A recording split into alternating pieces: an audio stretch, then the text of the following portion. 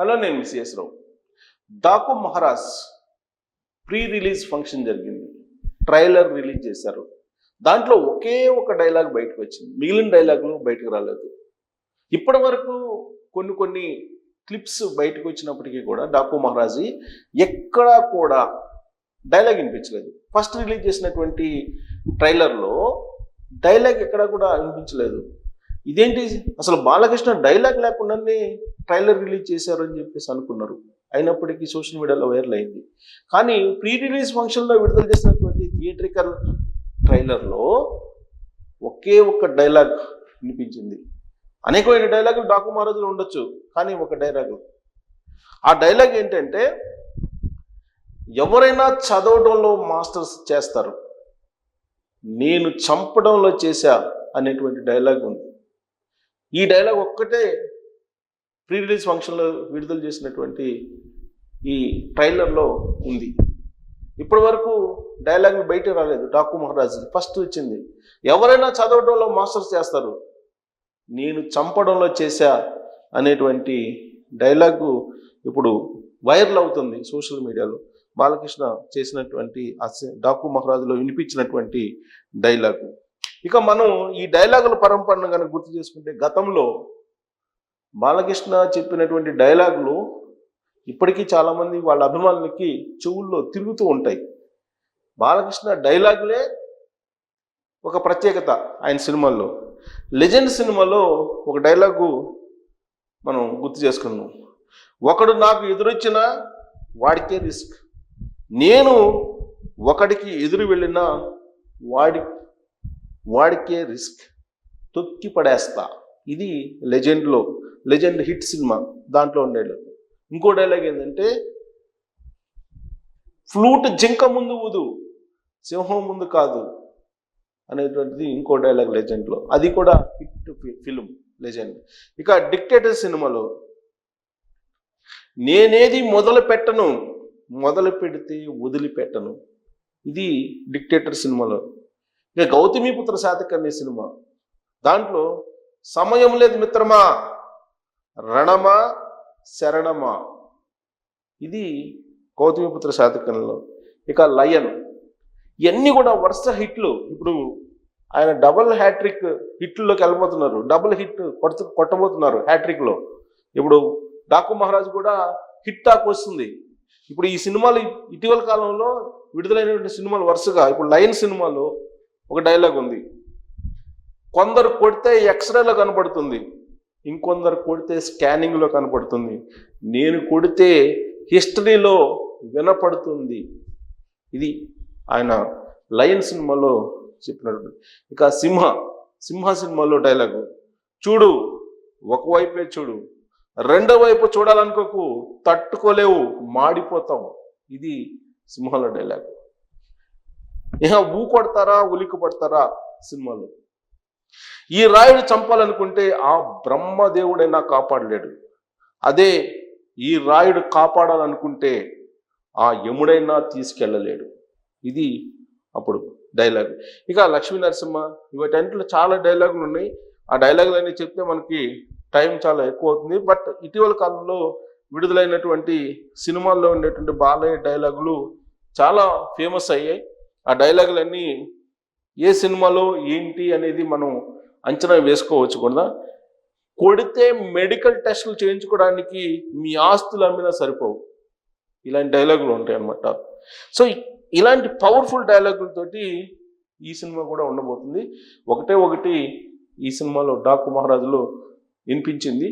So మిగతా డైలాగులు ఏ విధంగా ఉంటాయి అనేది ఆ ట్రైలర్లో వాస్తవంగా ఒకటే ఒక డైలాగ్ చూపించారు, మిగతా ఇంకా చూపించలేదు.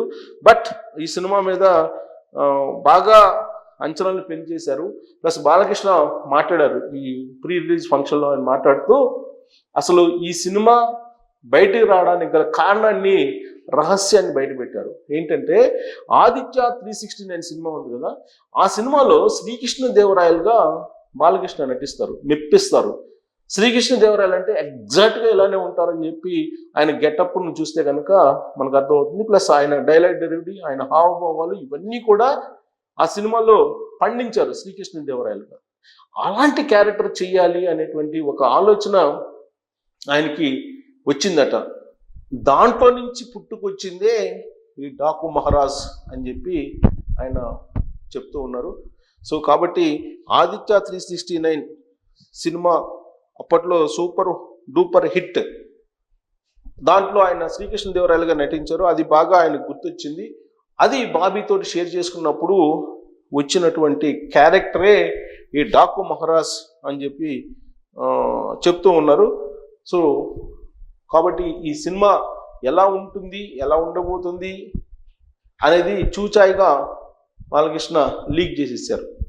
సో ఈ గెటప్ అనేది ఎలా వచ్చింది డాకు మహారాజ్లో అనేదానికి ఆదిత్య 369లో శ్రీకృష్ణదేవరాయలు ఏదైతే గెటప్ ఉందో దానిలో నుంచి పుట్టుకొచ్చిందే ఈ డాకు మహారాజ్ గెటప్ అని చెప్తున్నారు.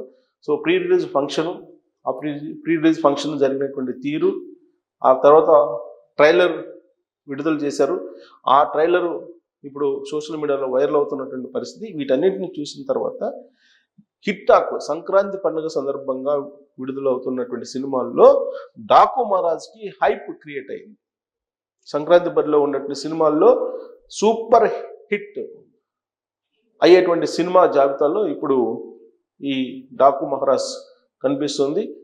డబుల్ హ్యాట్రిక్ దిశగా ఆయన అడుగులు వేస్తూ ఉన్నారు. చాలా పాజిటివ్ టాక్స్ వస్తూ ఉన్నాయి ఈ సినిమా మీద. అలాగే ఈ సినిమాకు సంబంధించి క్యారెక్టరైజేషన్ కానీ లేదంటే షూటింగ్ కానీ కొన్ని స్పాట్స్ అక్కడ నిర్మించారు.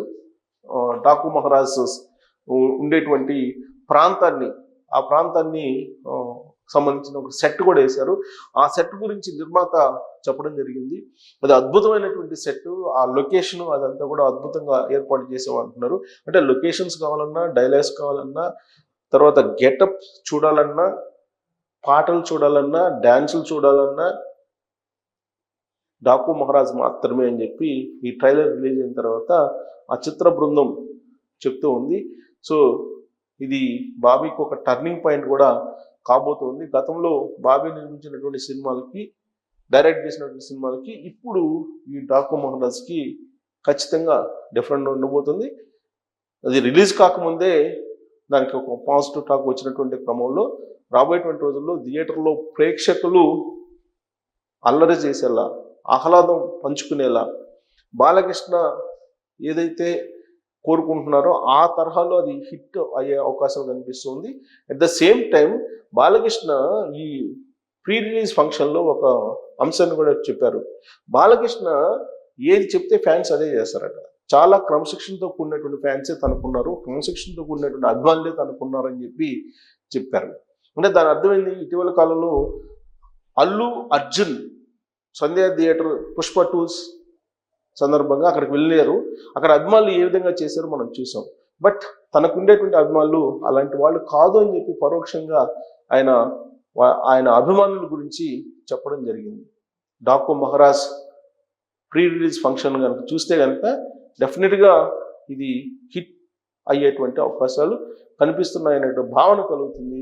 మరి బాలకృష్ణ చెప్పినటువంటి శ్రీకృష్ణదేవరాయల గెటప్ నుంచి వచ్చినటువంటి ఒక స్టోరీ డాకు మహారాజ్ అంటున్నారు. మరి అది ఎలా ఉండబోతుంది ఏంటి? ఈ సినిమా ట్రైలర్ అలాగే